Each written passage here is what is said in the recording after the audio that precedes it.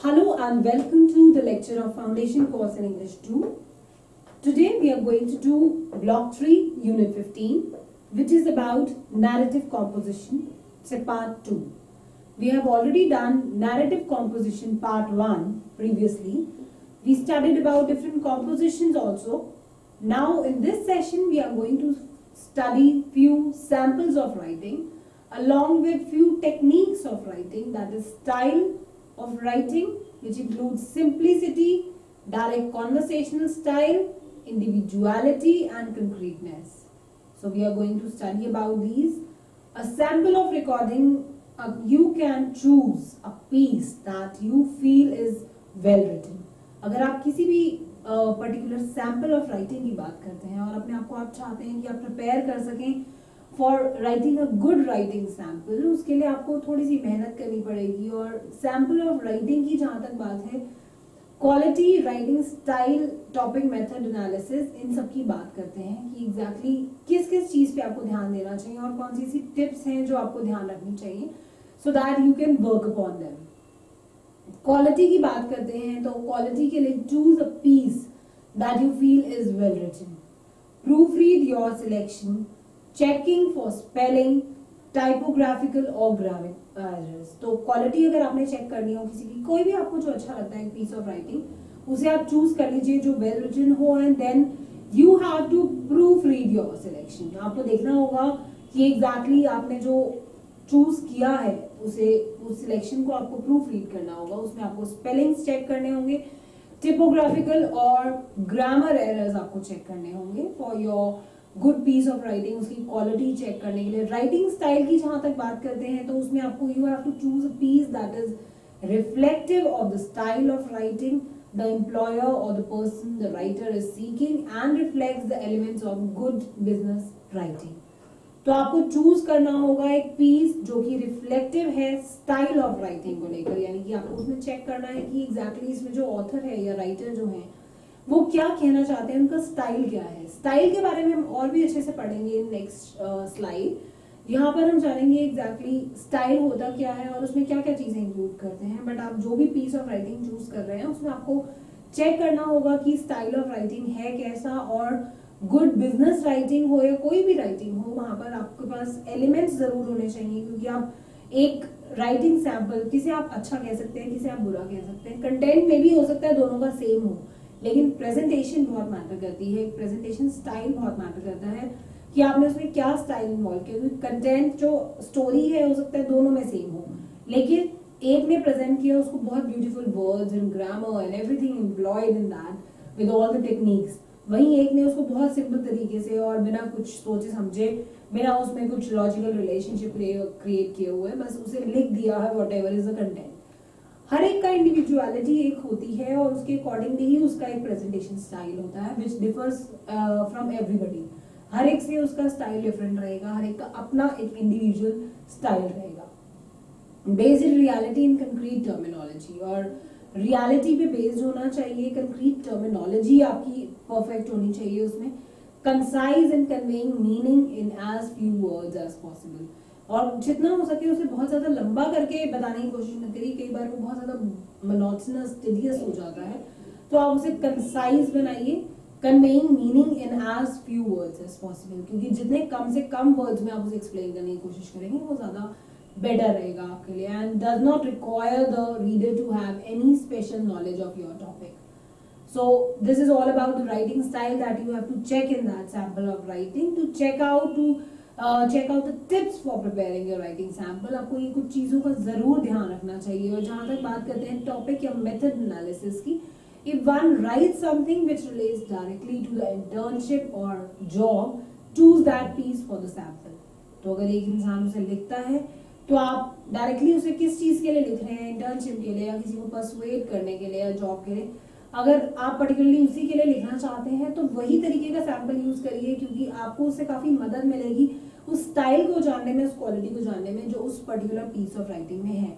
क्योंकि आपको भी वही इंक्लूड करनी चाहिए. एक इफेक्टिव राइटिंग सैंपल बनाने के लिए आपको वही टेक्निक्स यूज करनी चाहिए, वही क्वालिटी और वही राइटिंग स्टाइल को यूज करना चाहिए. जहां तक बात करते हैं हम स्टाइल की, स्टाइल एग्जैक्टली क्या होता है, जैसा कि मैंने आपको अभी बताया कि हम स्टाइल के बारे में बात करेंगे, और हमने स्टाइल में ये भी जाना कि हर एक इंसान का एक इंडिविजुअल स्टाइल होता है जो उसे कैरी करना होता है, और वो उसे बाकी लोगों से डिफर करेगा। अगर बात की जाए स्विफ्ट की, तो उन्होंने साफ साफ शब्दों में कहा कि proper words in proper place makes the true definition of style. वो कहते हैं कि स्टाइल वो होता है जहां पर प्रॉपर वर्ड्स होंगे प्रॉपर प्लेस पर, उसे हम true definition of a style बोलते हैं। Style is the man himself. वो कहते हैं हर एक इंसान में अपना एक स्टाइल होता है, कंटेंट में भी सेम हो जाए, लेकिन हर एक इंसान जो उसे प्रेजेंट करेगा वो उसका अपना एक स्टाइल होगा। साफ साफ सिंपल शब्दों में कहा जाए तो स्टाइल एक खुद वो मैन है, क्योंकि वो उसकी इंडिविजुअल थॉट्स को रिप्रेजेंट करता है।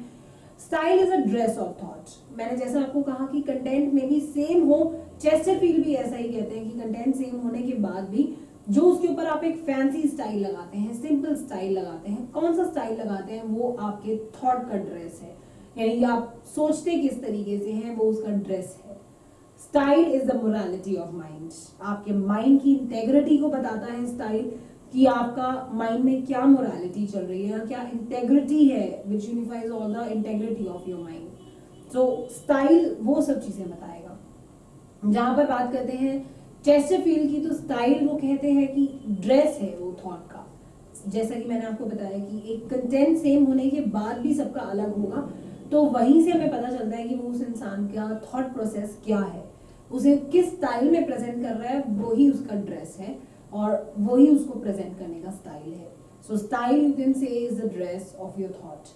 Style is nothing but integration of all the things like words and grammar and style and techniques involved in that, and that includes all the presentation styles. Style will thus bring your approach, your point of view, your way of looking at things to the reader's mind. तो style कुछ भी नहीं लाता, सिर्फ आपकी approach क्या है चीजों को लेकर, लाइफ को लेकर, आपका पॉइंट ऑफ व्यू क्या है लाइफ को लेकर, चीजों को लेकर, and your way of looking at things. Style brings that to the reader's mind. कुछ भी नहीं है, कंटेंट सबका सेम होने के बाद भी, लेकिन आपके माइंड की क्या अप्रोच है, आपके माइंड का क्या सेटअप है, और क्या थिंकिंग है आपकी, क्या पॉइंट ऑफ व्यू है, आप किस तरीके से, क्या नजरिया है आपका चीजों को लेने का, वो सब चीजें स्टाइल लेकर आता है। So that is all about the style that you must include properly in your creative writing. Writing sample एक वही इफेक्टिव रहेगा जिसके अंदर आपका स्टाइल पसंद आएगा आपके रीडर को, यानी the way you are presenting it, आपका अप्रोच क्या है चीजों को लेने का, और कैसे आप चीजों को देखते हो, वो सब चीजें पसंद आएंगी, उसी तरीके से वो पसंद आएगा। सो यू कैन से इस तरीके से आप अपने रीडर के माइंड पे भी इफेक्टिव एक छाप छोड़ सकते हैं अगर आपका स्टाइल उसमें परफेक्ट है। आप कैसे कह सकते हैं कि एक राइटिंग एक रीडर को पसंद नहीं आया, या एक सैंपल जो है वो पसंद नहीं आया, वो तभी कह सकते हैं जब स्टाइल आपका प्रॉपर नहीं लगा उसे, या वो रीडर के माइंड पे इफेक्टिव इंप्रेशन नहीं छोड़ पाया, तो वो उस रीडर के लिए एक इनइफेक्टिव पीस ऑफ राइटिंग हो जाएगा। So you must use this style properly in order to create a long lasting impact on your reader. तो कुछ बातें करते हैं कि कैसे आप अपने नैरेटिव स्टाइल्स को इम्प्रूव कर सकते हैं, और उसमें क्या क्या इंक्लूड करना चाहिए आपको। 4 वेज यहाँ पे मैं आपको बताना चाहूंगी जो आपको एक नैरेटिव स्टाइल को इम्प्रूव करने के लिए चाहिए। Think of your story as a story board, like a comic और ग्राफिक नॉवल। सो आपको अपनी एक स्टोरी बनानी है एज अ स्टोरी बोर्ड, चाहे वो कॉमिक हो, कोई भी नॉवल हो, एक स्टोरी आप सोच लीजिए, and then consider the tone of the narrative voice of your story. तो आपको वहां पर टोन समझनी है कि आपने ह्यूमरस टोन रखनी है, सीरियस टोन रखनी है, कोई इम्पैक्ट जैसा बताना है, कॉमिक, ट्रेजेडी, क्या चीज आपने उसमें मेंशन करनी है। तो उस नैरेटिव वॉइस जो है वो आपकी स्टोरी की समझ में आनी चाहिए, टोन समझ में आना चाहिए। Easiest way to improve narrative drive is to simplify your verbs as much as possible.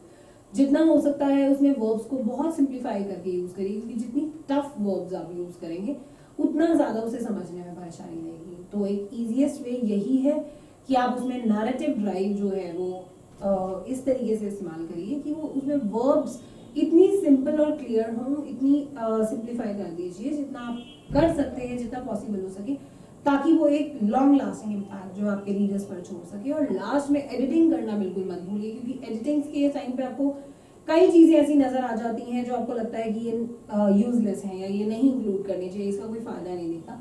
कई बार आप ऐसी भी चीजें इंक्लूड कर सकते हैं जो आपको लगता है कि आपने मिस कर दी, तो एडिटिंग या प्रूफ रीडिंग बाद में करना बहुत जरूरी है अपने नैरेटिव स्टाइल को इम्प्रूव करने के लिए। ये 4 चीजों पे अगर आप ध्यान देते हैं तो वो बहुत इंपॉर्टेंट हो जाती हैं और बहुत अच्छे से आप अपने राइटिंग स्टाइल को इम्प्रूव कर भी पाएंगे। जहां पे हम बात करते हैं सिंप्लिसिटी की, सिंप्लिसिटी से भी आपके स्टाइल में बहुत फर्क आ जाता है। तो सिंप्लिसिटी में आप कह सकते हैं आपकी बात बिल्कुल सिंपल क्लियर टर्म्स में होनी चाहिए। यूजुअली जो आर्टिकल्स आते हैं न्यूज़पेपर में वो इसी सिंप्लिसिटी का यूज करते हैं, कोई भी बहुत वेग टर्म्स में या एम्बिग्यूअस टर्म्स में बात नहीं करते हैं, क्योंकि आर्टिकल्स इन द न्यूज़पेपर या magazine it should be clear enough, concise enough, ताकि रीडर को वो समझ आए। और वो तभी आएगी जब आप उसमें इस टेक्निक का यूज करेंगे which is called as simplicity. और मोस्ट इफेक्टिव राइटिंग जो है it's clear, concise and accurate. The more clearly something is explained, the easier it is to understand. आप हम सब जानते हैं कि मोस्ट इफेक्टिव राइटिंग वही रहेगी जो क्लियर टर्म्स में हो, कंसाइज हो और एक्यूरेट हो, और रीडर के माइंड तक वही पहुंच पाएगी जिसकी क्लैरिटी होगी, कंसाइज होगी अपने आप में और एक्यूरेट होगा। और जितना आप उसे एक्सप्लेन करेंगे बहुत इजी वे में, उतना ही रीडर के लिए उसे समझना आसान होगा, और जितनी जल्दी वो रीडर के माइंड तक पहुंचेगा उसके माइंड तक इम्पैक्ट बनाएगा। और अगर वो उसे समझ ही नहीं पाया तो it's just a useless piece of writing for him also. Fewer words are better, जितना हो सकता है मैंने आपको पहले ही बताया कि कंसाइज करिए, ज्यादा बड़े बड़े फ्रेजेस यूज करने की कोई वहां पर जरूरत नहीं है। आप जितना हो सकता है उसमें फ्यूअर वर्ड्स का यूज करिए, जितने छोटे टर्म्स, जितने छोटे वर्ड्स का आप इस्तेमाल कर सकते हैं उनका इस्तेमाल कीजिए।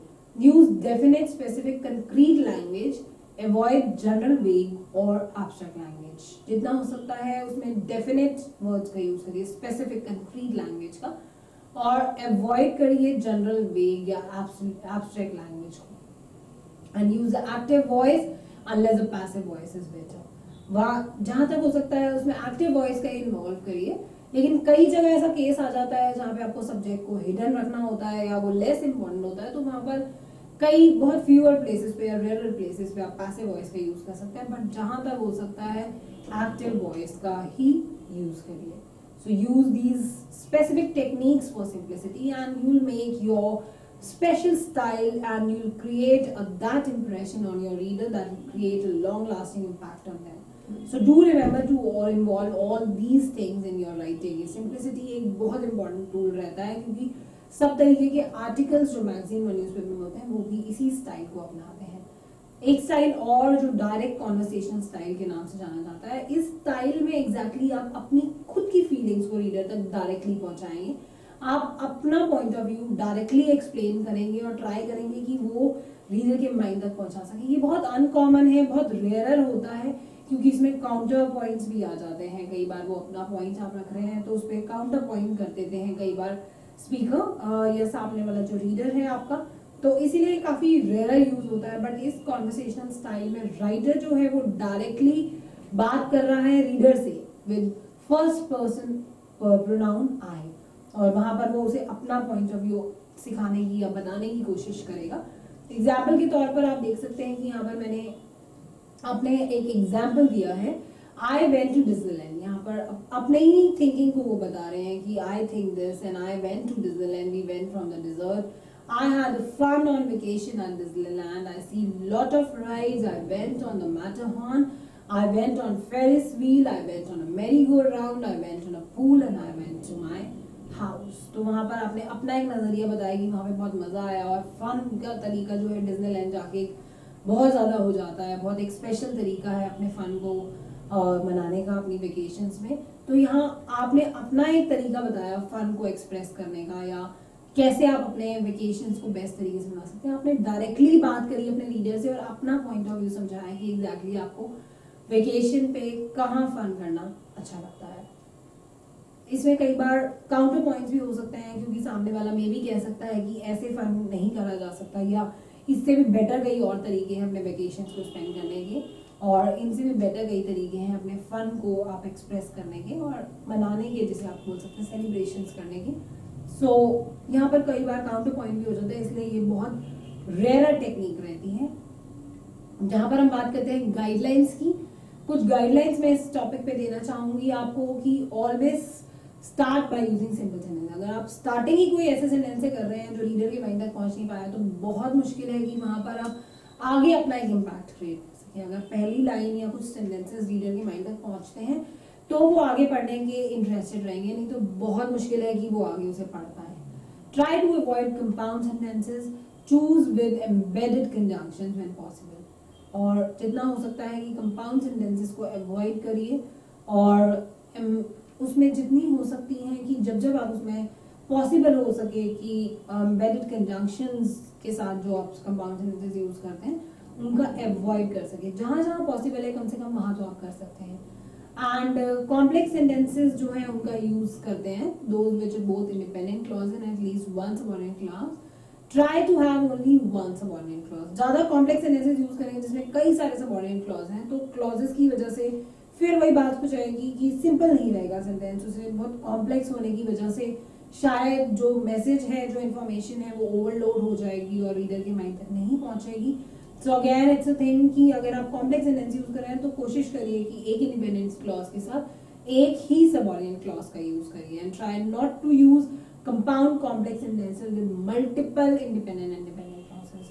ऐसा ना हो कि उसमें कई सारे आप कंपाउंड और कॉम्प्लेक्स सेंटेंसेस का दोनों का यूज करके और कई सारे इंडिपेंडेंट और डिपेंडेंट क्लॉजेस का यूज करें। वही बात हो जाएगी कि बहुत ज्यादा ओवरलोड होने की वजह से इंफॉर्मेशन समझ में आनी मुश्किल हो जाएगी और वहीं वो आप क्रिएट नहीं कर पाएंगे जो इम्पैक्ट आप करना चाहते हैं क्रिएट। इंडिविजुअलिटी एक और टेक्निक है। इंडिविजुअलिटी की बात करें तो words in the passage which are too heavy and sincere for the context give rise to humour and shows individuality. एक हर एक इंसान की अपनी होती है कि वो उसका स्टाइल क्या है लिखने का या वो कैसे बताना चाहता है। कई बार ऐसा आपने नोट भी किया होगा पैसेज में, कई बार वर्ड्स बहुत ज्यादा हैवी और सिंसियर हो जाते हैं कॉन्टेक्स्ट में and it give rise to humour और समझ में नहीं आते, या कई बार उनका बहुत ज्यादा ह्यूमरस इफेक्ट आ जाता है, कॉमेडी क्रिएट हो जाती है, एक ह्यूमरस एक इफेक्ट आ जाता है वहां पर। जब कई बार इस तरीके के वर्ड्स यूज होते हैं पैसेज में जो काफी हैवी और सिंसियर होते हैं कॉन्टेक्स्ट के लिए, तो वो एक इंडिविजुअलिटी ही तो शो कर रहे हैं कि आप किस तरीके से अपनी एक स्पेशल इफेक्ट दिखाकर, एक स्पेशल एम्फसाइज करके चीजों पे, या आप एक कैसे अपने स्टाइल को इंट्रोड्यूस करते हैं, दैट इज कॉल्ड इंडिविजुअलिटी, जो हर एक इंसान की अलग ही होगी। हर एक इंसान सेम तरीके से नहीं सोचता है, तो हर एक इंसान की इंडिविजुअलिटी भी अलग ही रहेगी। So this is all about this session, जहाँ पे हमने डिफरेंट टेक्निक्स पढ़ी, स्टाइल पढ़े और देखा कि एग्जैक्टली नैरेटिव कॉम्पोजिशन को किस तरीके से इम्प्रूव किया जाता है, कौन सी ऐसी गाइडलाइंस है जो हमें अपनानी चाहिए, टिप्स मैंने आपको कुछ बताए कि आप अपने राइटिंग सैम्पल को कैसे इम्प्रूव कर सकते हैं। And style is nothing but your dress of thought, जहां पर आपकी अपने विचार, अपने पॉइंट ऑफ व्यू, अपना एक सोचने का नजरिया, चीजों को लेने का नजरिया, आपकी लाइफ को लेने का नजरिया, आपका क्या point of view, how you look at things in your life, वो बताता है। चाहे कंटेंट सेम हो, लेकिन हर एक इंसान की इंडिविजुअलिटी अलग होने की वजह से उसके स्टाइल में डिफरेंस आ ही जाता है, because it is the dress of thought, it has integrity of your mind, जहां पर वो मोरालिटी दिखाता है आपके माइंड की कि आप क्या सोचते हैं जिंदगी को लेकर और उसके प्रति आपका क्या नजरिया है, how you look at different things in your life. So that is all about this session. We'll learn many more things in the next sessions. That is all about this session by now. Thank you. Thanks a lot.